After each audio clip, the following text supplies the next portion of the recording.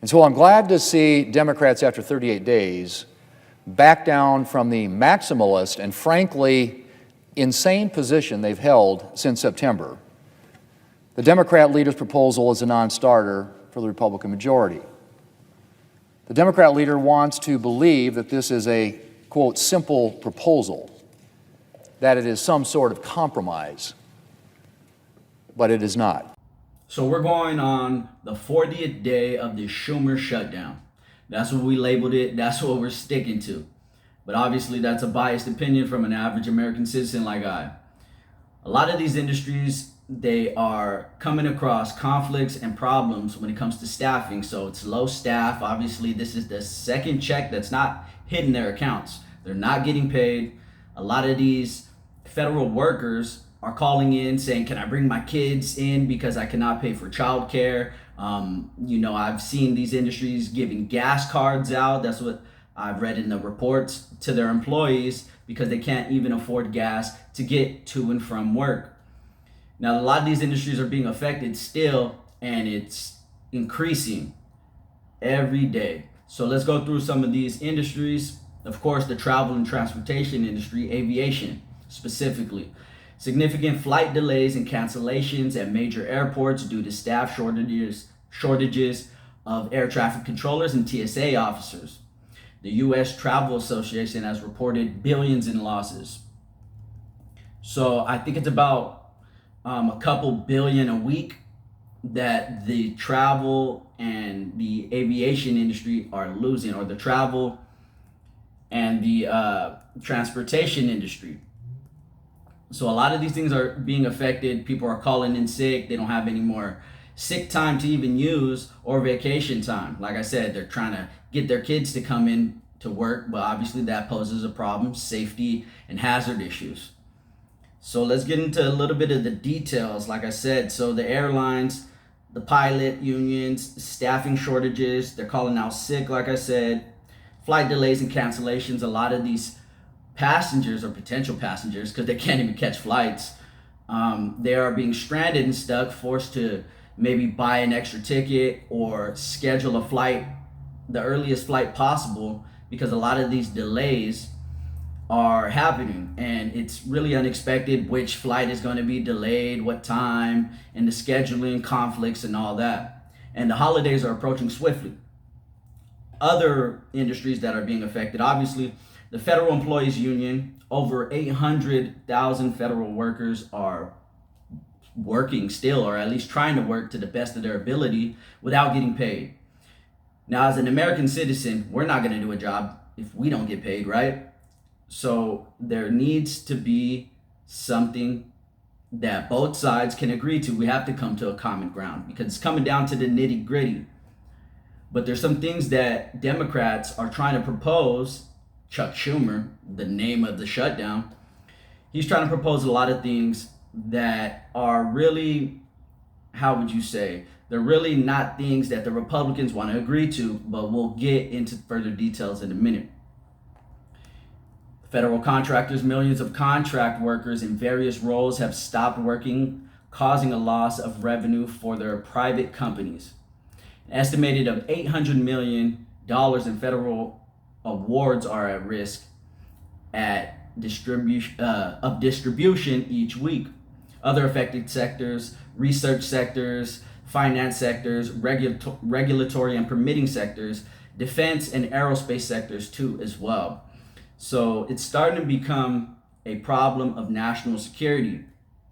Now let's go into a quote or a clip actually of the COO of American Airlines. Well, good morning, and thanks for having me join and talk about this. First thing I want to say is I want to thank all of the federal workers, all of our air traffic controllers, our TSA officers, our CBP officers, and all the people that support them for coming in and working like they are without pay. It is incredible what they're doing and ensuring that our aviation system is safe. Now, I also thank our team who's doing everything during this shutdown here to ensure that we are minimizing the disruption and making sure that our customers are always the center of our focus and attention on how we manage through this. But let me be clear. We need to get the government reopened. We need to get this aviation system back, and I implore our members of Congress to get together and get the government reopened so we can get back to normalcy. Aviation is super critical to this nation. It's super critical to our traveling public. Okay, so let's go ahead and get into some of these details of these flights rescheduling and cancelizations and these delays. So November 7th, more than 820 flights were canceled, with more expected to follow. And the very next day, it almost doubled.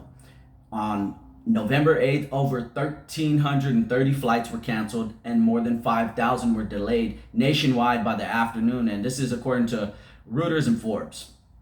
And like I said earlier, these passengers, or they're trying to get through things for the holidays coming up, and they're doing these trips and all that. And we're gonna go ahead and play a clip from some of these travelers that are facing these conflicts. Yes. How was flying? It wasn't as bad as we thought. Like, we were expecting worse. We flew out of Hobby Airport, and it was actually pretty clear. Southwest did offer for us to change our flights for free, coming and going. So we're hoping and praying that the flight on Sunday, when we have to go back to Houston, is just as smooth. But we do have some more traveling coming up, so we're nervous about that, especially because of the holidays. I have a wedding to go to in Phoenix in a week, and I'm just praying that it stays this calm. But so we're hoping for the best, yeah. Now, Zoe, I know you're not going to the wedding, but holiday travel, do you worry about it? Yes, just a little bit, only because of the lack of the air control staff and the lack of the staff in the airport leads to a lot of cancellations. So it's kind of just the worries about being able to get back home in time and make it to your flights.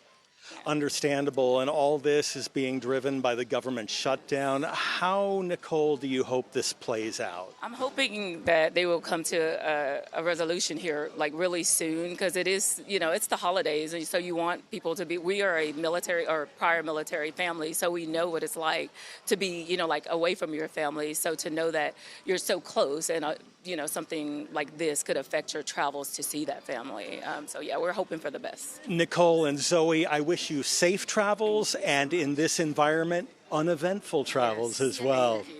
Now you just seen what travelers had to face, all these conflicts when it comes to these delays, scheduling conflicts, and also these cancelizations of their flights.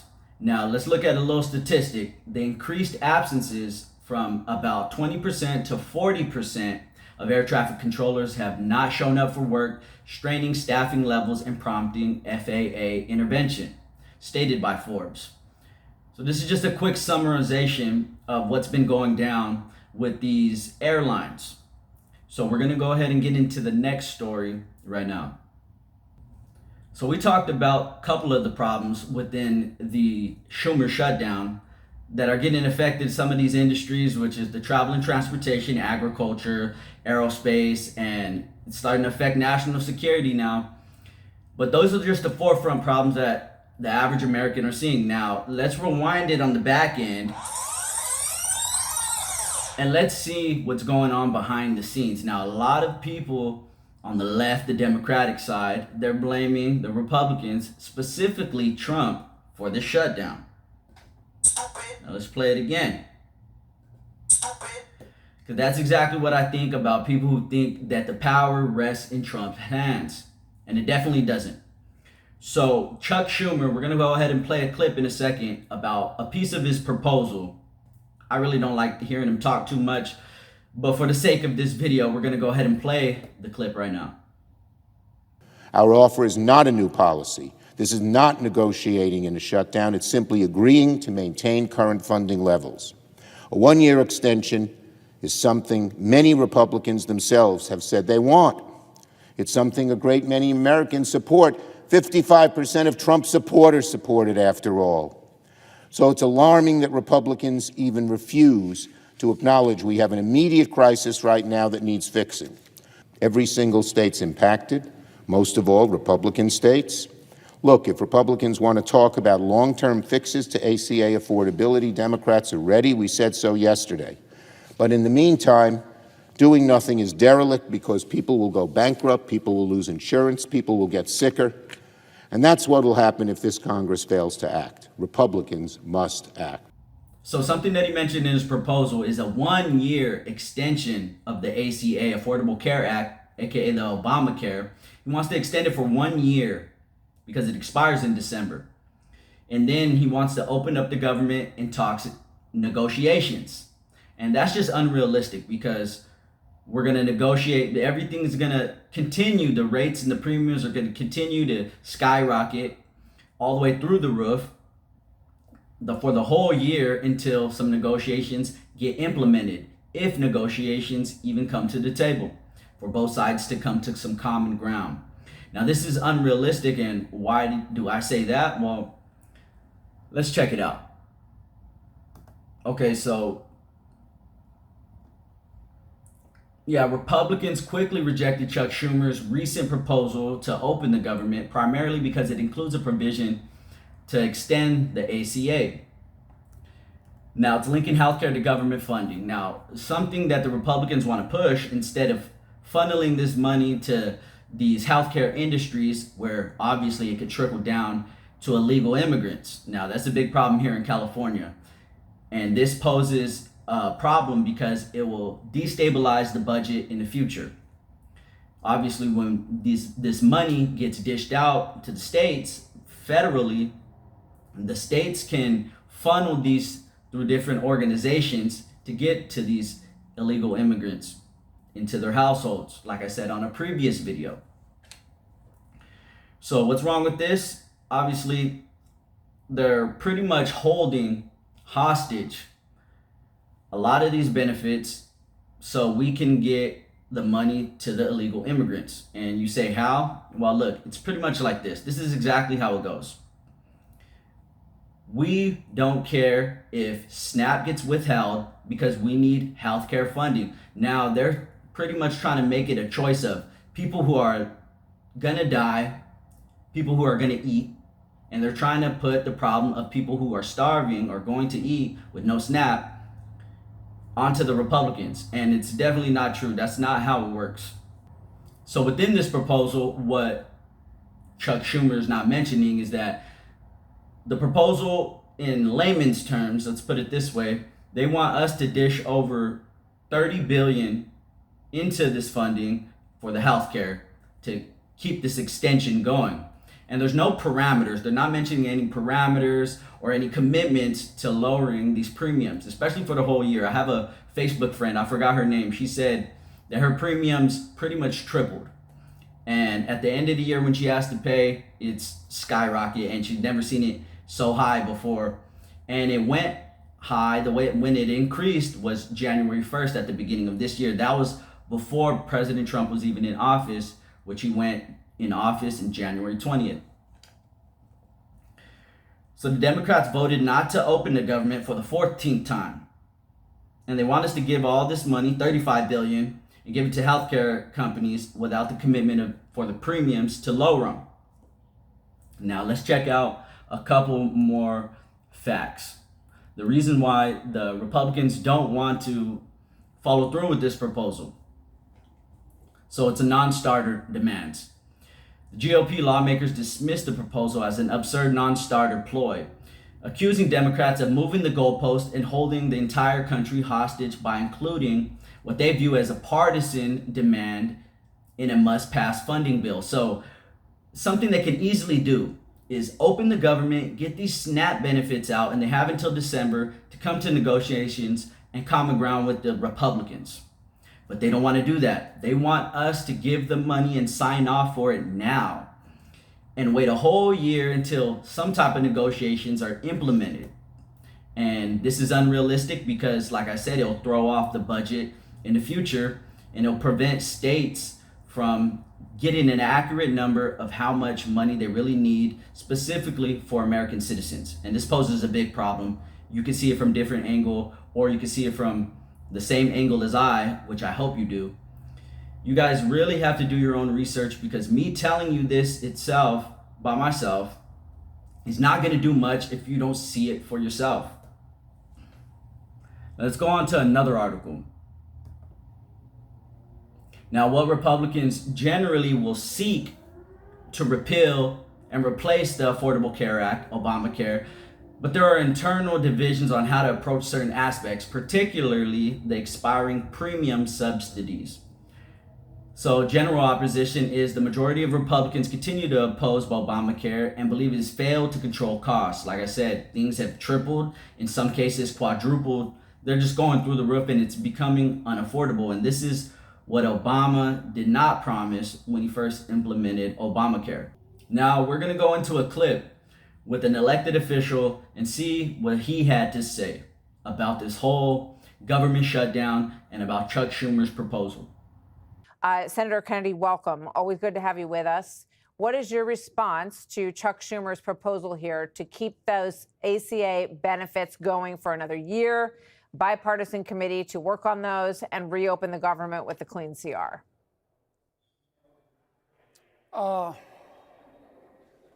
God, please give me patience, because if you give me strength, I'm going to need bail money. What Senator Schumer is suggesting is that we do the dumbest thing possible that won't work. Stupid should hurt more. Senator Schumer says we should just extend the status quo for a year. What does that mean? That means that we would have to take $35 billion of taxpayer money and give it directly to the health insurance companies without any commitment of lowering premiums. How is that going to reduce health care costs? How's that going to reduce premiums? The health care companies are going to take $35 billion from the taxpayers and put it into their pockets. I mean, duh. I don't know what Senator Schumer is thinking. Earth to Chuck. I mean, earth to Chuck. Now, we only covered a couple things in this video. I'm going to save some things for the next video, which will be dropping soon. Well, anyway, we talked about the travel and transportation industry going downhill.